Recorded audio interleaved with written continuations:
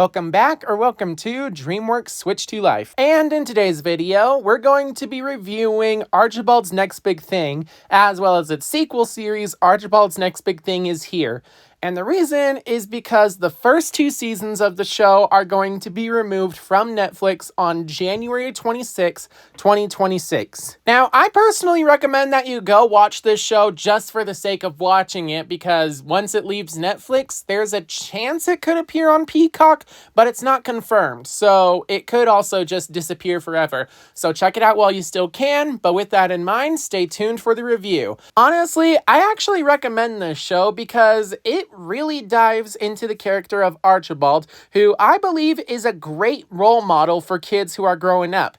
Yes, he's a bit dumb, he's clumsy, but at the heart of his character, he's always finding ways to help others and doing whatever is best for his community. At the same time, he makes a bunch of mistakes, and I do mean a lot of mistakes, but he always makes it his mission to try to fix those mistakes, even if the way he goes about it is a bit unconventional, to say the least. He always finds some way to use the stuff around him to come up with a creative solution, and in the event that he's too dumb to come up with the solution, he's always ready to go with other people's solutions and to help support and uplift those people, which I really enjoyed. Oh, and remember how I said Archibald is a bit clumsy? Well, I really enjoy the fact that the animation is really beautiful, but also ends up using some noodly movement for all of its characters, which really helps with Archibald's clumsiness. Honestly, this series is just super funny because it's just so humorous, especially with the character of Archibald,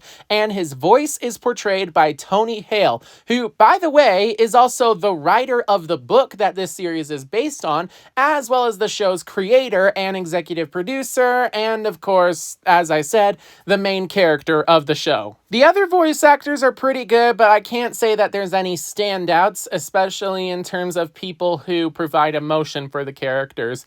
That being said, there are plenty of memorable characters in this series, including Archibald's family. First, we have his kind of sidekick, Bee, who, as the name suggests, is a bee who just goes around buzzing, and oftentimes she's the voice of reason for Archibald. While he has some fun, crazy, wacko ideas, she's always the one keeping him on track and keeping him safe. Even though she doesn't really speak English, she just buzzes around and Archibald translates for her. That being said, Archibald and Bee are best friends and they always have a blast together.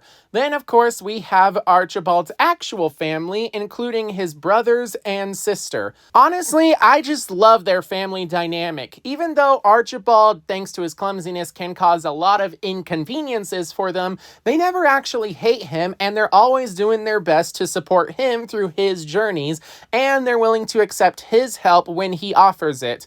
Unless, of course, we're talking about Loy's science experiments, in which case, yeah, you do not want Archibald in there. So let's talk about Loy, Archibald's scientific sister, who basically just comes up with a bunch of really smart ideas and oftentimes tries to come up with new inventions and chemical equations in her room.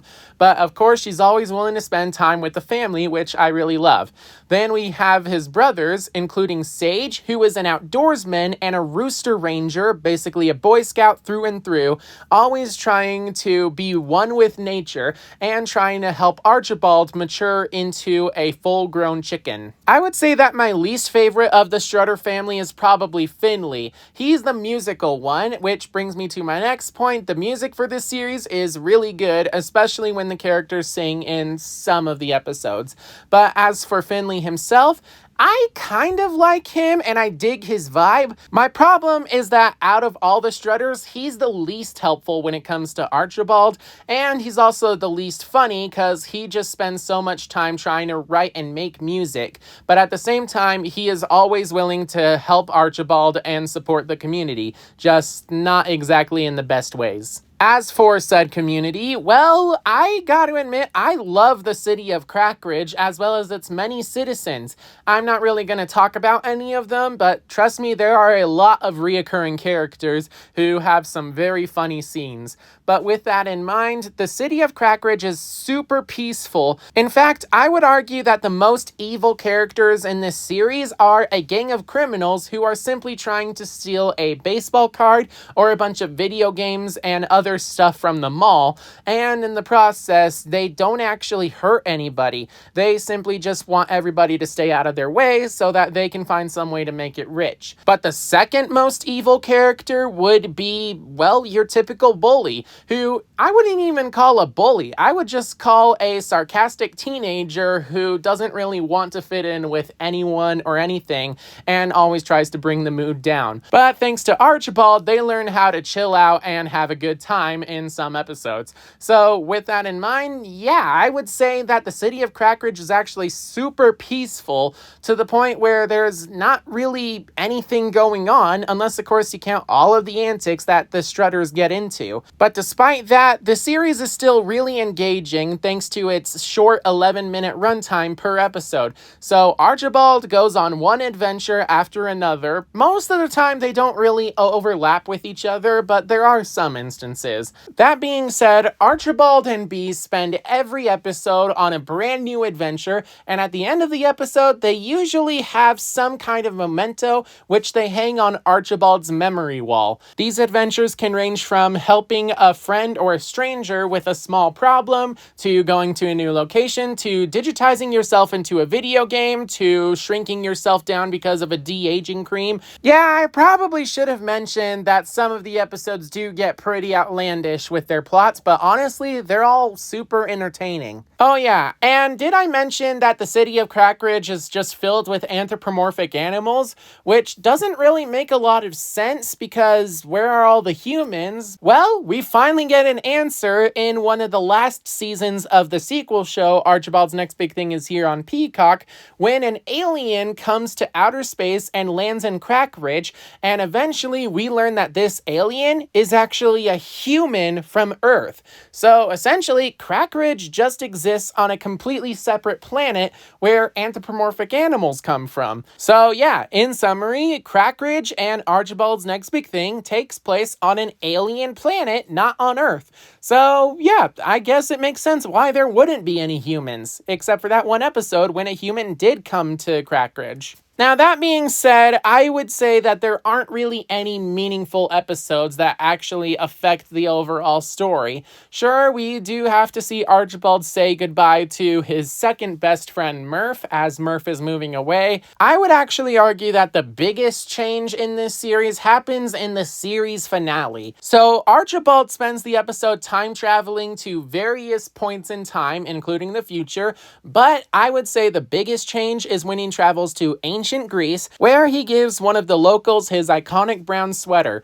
Oh, and apparently that brown sweater, as stated in one of the other episodes, is the reason that Archibald is so much of a clumsy, dumb buffoon. Huh? Huh? Huh? Huh? Huh? All right, Zups. Great news, Bee! There's two of me. But yeah, he gives one of the sweaters to an ancient Greek local, who then goes on to have a descendant named Brock, and in the main timeline, Brock is a small bit of a bully, but he's still a very good kid. Well, in the new timeline, he becomes a tyrant as someone who is obsessed with making brown sweaters thanks to a fabric shortage, which, yeah, not really a fan of that. And I don't understand how giving one sweater to your descendant affects you like that. But anyway, Archibald goes back in time to fix his mistake, and instead he gives Brockules, the ancient Greek local, a Hawaiian shirt instead of the brown sweater, and apparently that act of kindness somehow affected his very distant descendant, and basically now Archibald and Brock are kind of best friends if it weren't for the relationship with Bee, but who cares? Yeah, to be honest, that is pretty much the only time where the series has had a very big change when it comes to Archibald and the community of Crackridge. But yeah, with that in mind, that is pretty much my thoughts on the TV show of Archibald's Next Big Thing.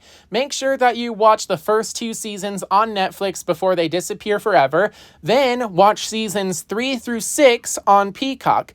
Don't worry, Peacock actually has the shorter series. But with all that in mind, thank you guys so much for watching this review, and if you enjoyed, make sure that you like and subscribe so that you can keep up to date on all things DreamWorks. And of course, be sure to comment down below your thoughts on the Archibald's Next Big Thing TV show.